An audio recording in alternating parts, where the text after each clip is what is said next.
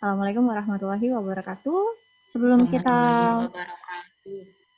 sebelum kita mulai pembelajaran pada pagi hari ini, mari kita berdoa terlebih dahulu yang akan dipimpin oleh Mbak Desti. Mbak Desti, silakan.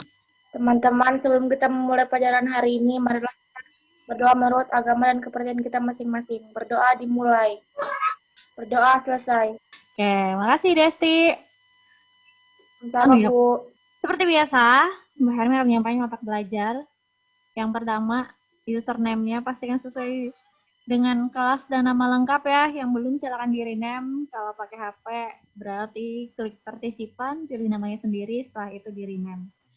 Yang kedua, aktifkan audio, silakan klik icon join audio di kiri bawah, lalu pilih call over internet hingga tampil icon mute.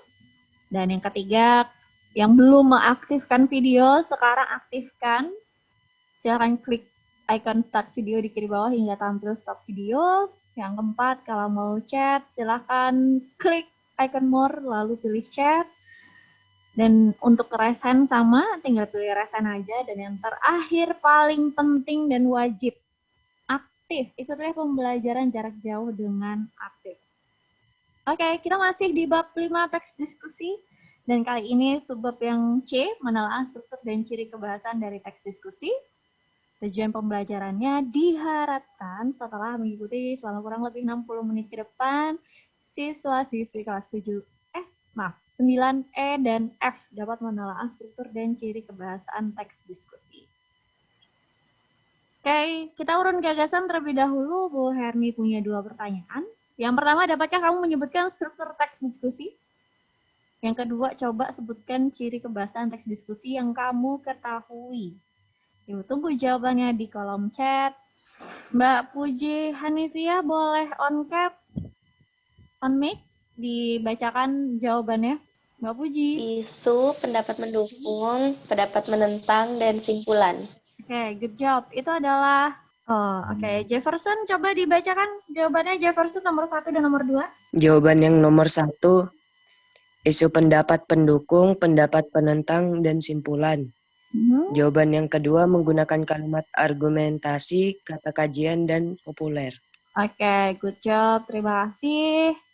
Lain kali jika urun gagasan pertanyaannya lebih dari 1, bisa 2, 3, atau lebih gitu ya, langsung dijawab seperti formatnya Jefferson ya. Jadi langsung dua-duanya dijawab. Oke, terima kasih. Atas jawabannya luar biasa. Ada jawabannya Isti, ada jawabannya Dinda, Nuris Fitri Amalia. Luar biasa. Kita lanjutkan. Kegiatan 1, bacalah teks berikut yang berjudul daur ulang botol plastik. Bu Herni minta satu persatu coba dibacakan mulai dari paragraf pertama. Gusti Fitrah. Botol plastik bekas biasanya kita buang karena tidak berguna lagi. Botol plastik bekas adalah bahan anorganik yang sulit untuk terurai. Apakah sempat terpikir bahwa botol plastik dapat menjadi barang yang bermanfaat? Kita bisa mengolah botol plastik bekas menjadi barang yang bermanfaat. Oke, baik. Terima kasih. Zafran, paragraf kedua. Botol plastik bekas dapat didaur ulang sehingga limbah organik tersebut menjadi barang nilai guna. Botol plastik bekas dapat dibuat menjadi kerajinan. Untuk mendukung program daur ulang botol plastik, ada beberapa ide kreatif daur ulang botol plastik menjadi barang-barang yang menarik. Botol plastik bekas dapat dibuat menjadi pot gantung, bunga hias, kebun vertikal di halaman rumah, tempat pensil, dan atau mainan anak. Oke, paragraf ketiga, Zaskia Fitri. Mendaur ulang botol plastik bekas memiliki manfaat, namun untuk mendapatkan botol plastik bekas memerlukan waktu. Sampah di setiap rumah tangga belum tentu ada botol plastik. Oke, terakhir Mbak Nur Nabila. Ide mendaur ulang botol plastik bekas membuat orang lebih kreatif. Ide tersebut dapat diciptakan sendiri atau mengajak orang lain untuk ikut berkreativitas.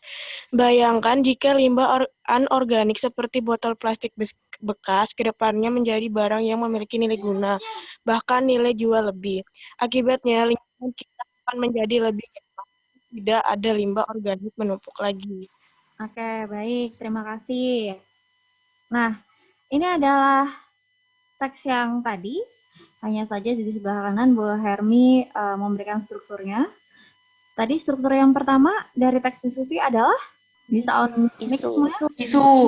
Ya. Isu. Yang pertama isu, yang kedua adalah Pendapat mendukung. ya pendapat mendukung. Yang ketiga Pendapat menentang. ya pendapat menentang, dan yang terakhir Simpulan. Oke, baik. Sekarang coba kita pasangkan isu, kira-kira paragraf yang keberapa? Pertama. Pertama. Oke, kalau isu udah pasti ya paragraf pertama ya. Paragraf kedua masih isu atau sudah pendapat mendukung? Yang paragraf kedua? Pendapat mendukung. Pendapat mendukung.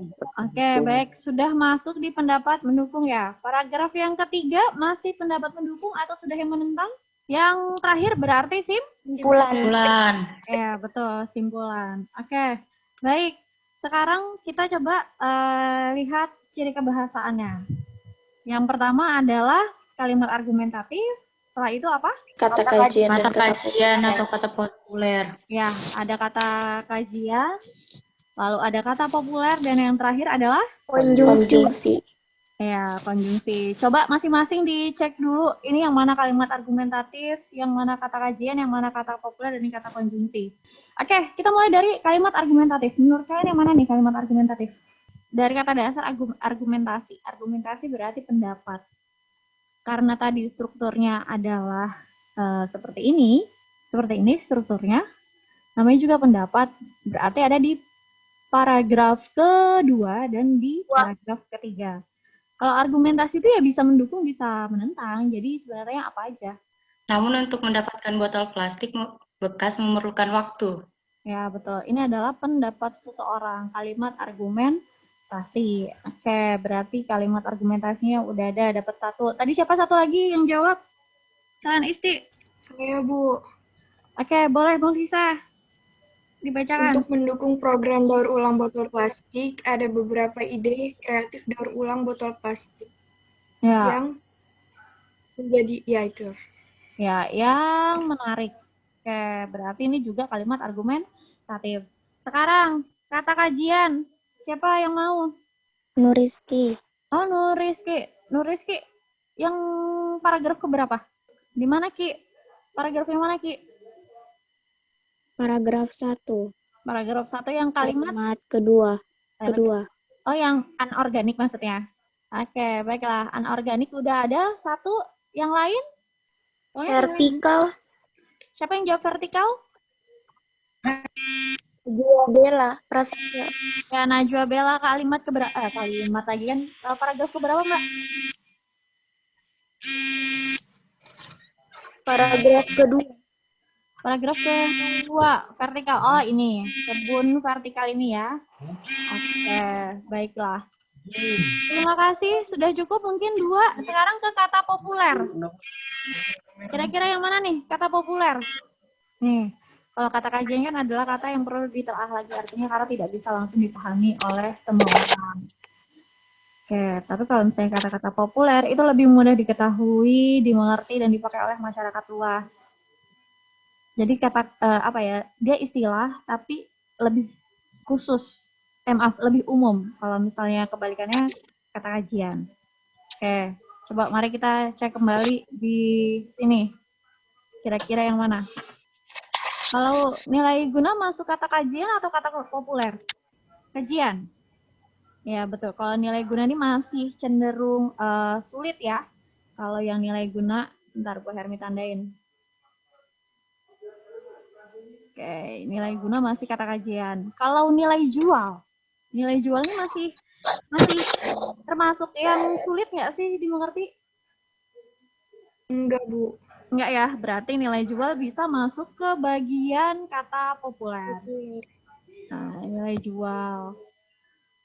Sebenarnya banyak sih kata-kata yang populer di sini, seperti ya botol plastik bekas itu udah Sampah itu, Bu. Iya, sampah. Sebenarnya lebih ke kata-kata umum kayak daur ulang. Daur ulang nih udah banyak banget kan yang tahu. Nah, itu masuk di kata populer. Seperti itu ya. Kita lanjut ke, ini paling gampang nih, konjungsi. Ada yang bisa sebutkan konjungsi apa aja di sini? Pokoknya apa aja dah konjungsinya. Konjungsi yang menyatakan pertentangan Boleh. dengan keadaan sebelumnya. Betul. Di kalimat keberapa nih? Ini ada karena. Paragraf 3. Paragraf 3, Mbak, yang namun. Ya, betul nih. Ada namun.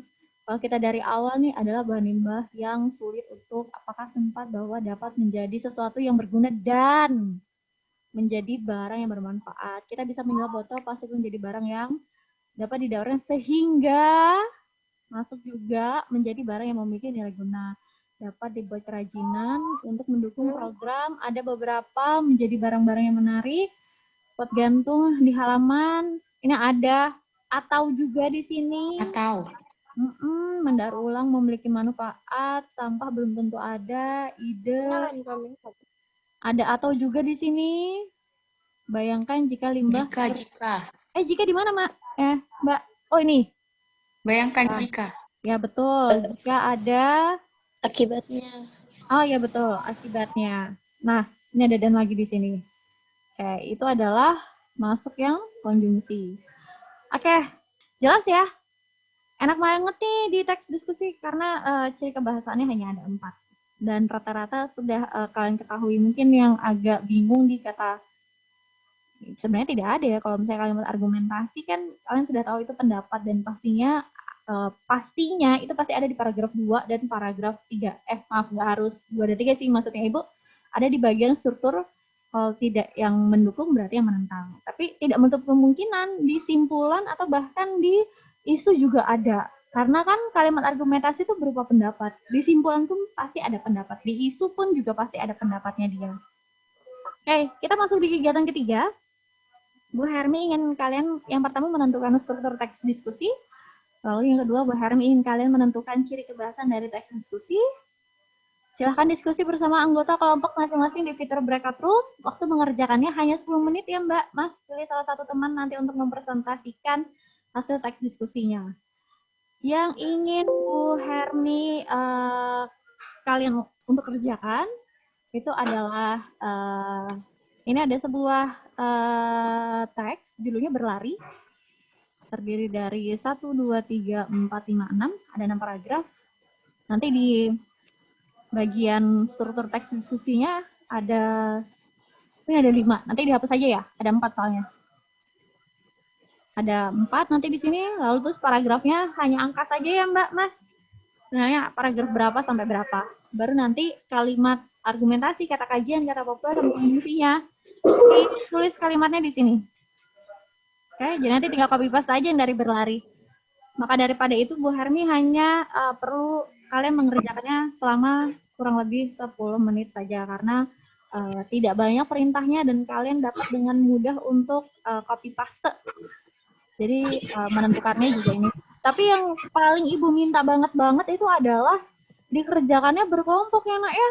Jangan sendiri-sendiri dong. Maksudnya memang benar-benar diskusi karena memang benar-benar yang Bu Hermi harapkan itu kalian bisa kerja kelompok karena judul babnya aja teks diskusi.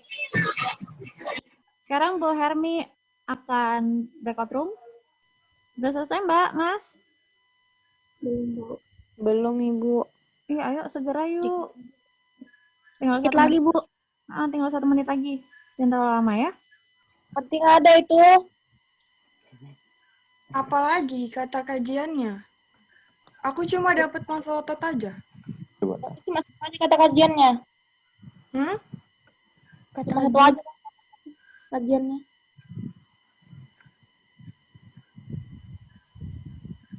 Halo, sudahlah aku Fatur, beneran. cari dulu kata argumentatif, Apa? Fatur. Apa kata apa? Argumentatif. Apa argumentatif, Apa itu? Yang Bagian mana? Buat ide. Konjungsi kah? Konjungsi. Kalimat Bukan. argumentatif, nah. Yang pendapat-pendapat itu loh. Oh, ide pendapat meyakinkan pendengar. Yang mau nomor 1. Atau kelompok siapa yang mau mengajukan diri? Pilih mau nomor 1 atau nomor 2.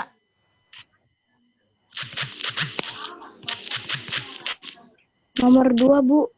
Siapa? Nuris. Siapa yang mau Kelompok saya, Bu. Saya, Bu. Oh, Mulisa. Mulisa, boleh share screen, Mbak? Silakan. Oke, good job. Udah makin canggih nih anak-anak. Struktur teks diskusi, isu, paragraf 1 sampai 3. Gitu kan, Bu? Ya, pendapat pendukung, paragraf 4, pendapat penentang, paragraf 5, paragraf 6. Oke, baik. Terima kasih. Next, sebelum kita melangkah ke selanjutnya, ada yang punya jawaban berbeda? Bu, kelompok saya beda. Oke, baik. Coba dibacakan, Mbak. Atau share screen.